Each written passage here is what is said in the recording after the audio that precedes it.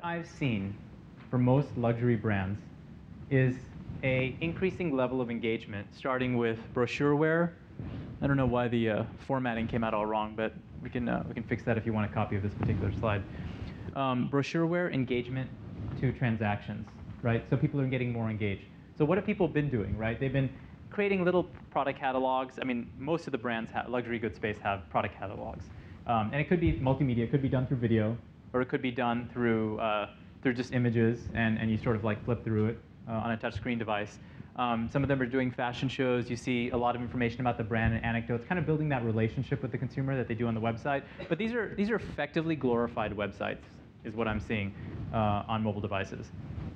Frankly speaking, other than some PR, some buzz, and perhaps discoverability, but if you're already a luxury goods brand, you probably don't need discoverability. I don't know why you would do this. I really don't.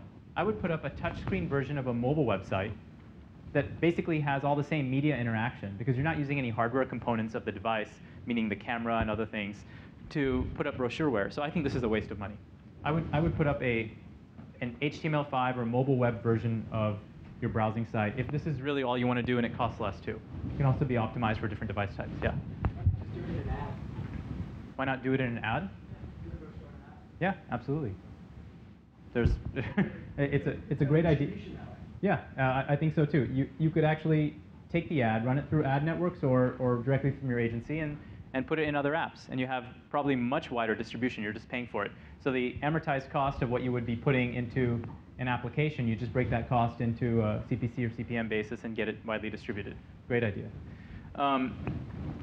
Engagement is starting to happen. This is actually pretty cool. There's a lot of utilities. I think the Tiffany app that you had showed was a great example of it, with looking at ring sizes as well as sort of helping drive to an appointment or facilitate that sort of near product purchase.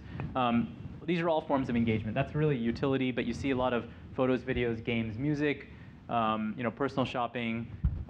Loyalty programs are becoming a big deal if you can do that on your mobile phone. Redemption is kind of the hard part. Nobody's figured it out really well in a dominant way, but tons of companies are doing it in small and material ways. And if we want to talk about that, let me know. We can go into that. But personal shopping, using the app for some feedback about the brand. It might be voting on something. It might be, I would be surprised if we didn't see people saying, hey, these are our impending designs for next year. Let's vote on and get some feedback so we have lead indicators instead of lag indicators of what sales are going to look like next year, right? I mean, this is really easy to do. And by the way, what's interesting is that doesn't have to be done necessarily on a mobile phone. It's just that it's with that person all the time.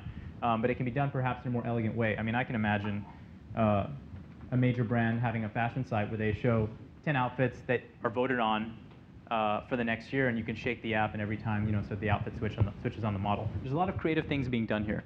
And then finally, transactions. And so when I'm referring to transactions, it's exactly what we talked about earlier. It's location-based services largely about where I want to focus, but it doesn't always have to be the transaction happening on the device.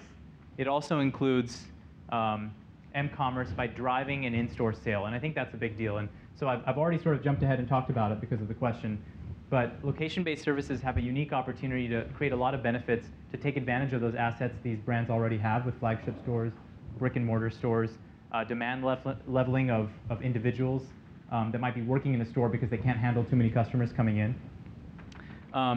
creating exclusive offers, events and parties that they're, high net worth purchasers or individuals who buy often, whether they're high net worth or not, can come and take advantage of. And then this also creates social media purchasing, where you can say, hey, listen, I bought something here because I love it, and you're encouraged within the app to send that to friends and lead to another purchase.